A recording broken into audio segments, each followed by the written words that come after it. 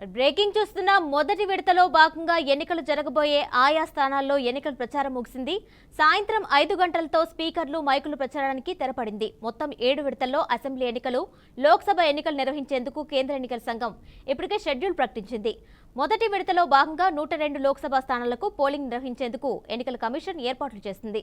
మొదటి విడతలో మధ్యప్రదేశ్, బీహార్, ఉత్తరప్రదేశ్, తమిళనాడు, రాజస్థాన్, మహారాష్ట్ర, ఉత్తరాఖండ్, అస్సాం రాష్ట్రాలతో పాటు పుదుచ్చేరి, అండమాన్ నికోబార్, లక్షద్వీప్ కేంద్ర ప్రాంతాలతో పోలింగ్ జరగనుంది.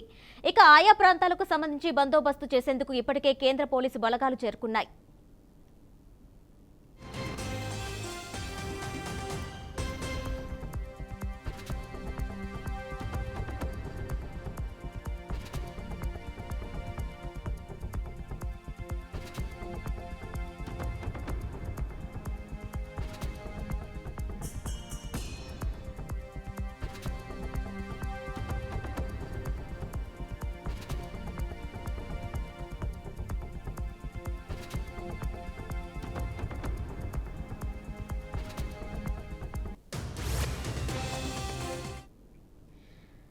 మొదటి విడతలో భాగంగా ఎన్నికలు జరగబోయే ఆయా స్థానాల్లో ఎన్నికల ప్రచారం ముగిసింది. సాయంత్రం 5 గంటలతో స్పీకర్లు మైకుల ప్రచారానికి తెరపడింది. మొత్తం 7 విడతల్లో అసెంబ్లీ ఎన్నికలు, లోక్సభ ఎన్నికలు నిర్వహించేందుకు కేంద్ర ఎన్నికల సంఘం ఇప్పటికే షెడ్యూల్ ప్రకటించింది. దీనిపై మరింత సమాచారం మా ప్రతినిధి వాసు అందిస్తారు.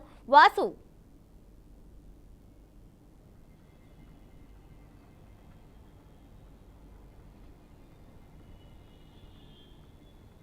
కిరణమయ్యి, ఇప్పుడు జరగబోయే లోక్సభ ఎన్నికలకు సంబంధించి కేంద్ర ఎన్నికల సంఘం 7 దశలుగా ఈ ఎన్నికలను నిర్వహించబోతోంది.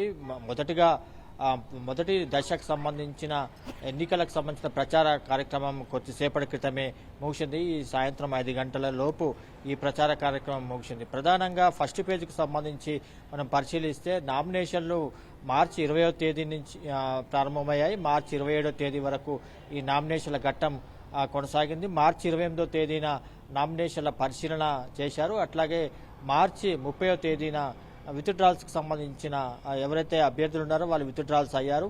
ఆ తర్వాత ఇవాళ ప్రచారానికి సంబంధించి ఇవాళ పూర్తి అయింది. ఎల్లుండి అంటే ఏప్రిల్ 19వ తేదీన ఈ ఫస్ట్ ఫేజ్కు సంబంధించి ఎన్నికలు జరగబోతా ఉన్నాయి. ప్రధానంగా 102 ఎంపీ స్థానాలకు సంబంధించి ఎన్నికలు జరగబోతా ఉన్నాయి.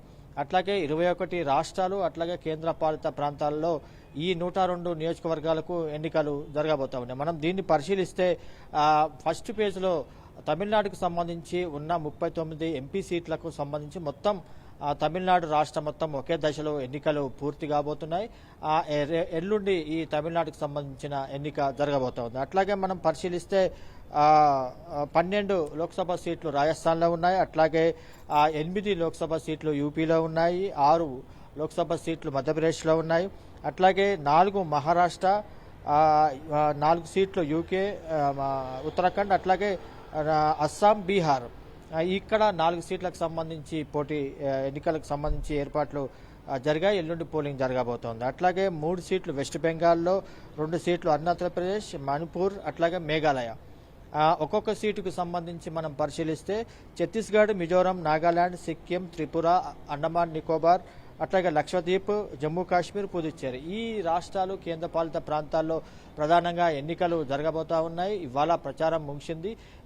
కేంద్ర ఎన్నికల సంఘం ఇక్కడ జరగబోయే సంబంధించి ఏదైతే ఎన్నికలు ఉన్నాయో ఆ ఎన్నికలకు పూర్తి స్థాయిగా అయ్యింది. ఇటు ఛత్తీస్గఢ్, అట్లాగే మహారాష్ట్రలో ఏవైతే సమస్యాత్మక ప్రాంతాలు ఉన్నాయో ఆ ప్రాంతాల్లో, అట్లాగే సున్నితమైన ప్రాంతాలు ఉన్నాయో అక్కడ అదనపు బలగాల్ని మోహరించారు.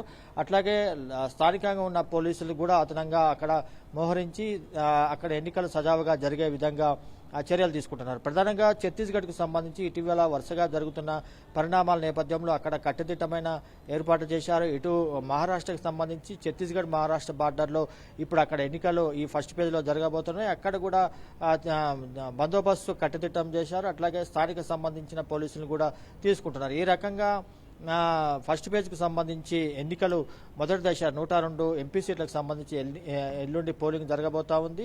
మొత్తం 7 దశల్లో ఈ ఎన్నికలు జరగబోతా ఉన్నాయి. మనకి అంటే తెలంగాణ రాష్ట్రానికి సంబంధించి ఫోర్త్ ఫేజ్లో ఎన్నికలు నిర్వహించబోతోంది ఎన్నికల సంఘం. రేపటి నుంచి ఎన్నికల నామినేషన్ ప్రక్రియ రేపటి నుంచి ప్రారంభం కాబోతా ఉంది. మే 13వ తేదీన ఈ ఎన్నికలకు సంబంధించి పోలింగ్ జరగబోతా ఉంది. కిరణ్మయి.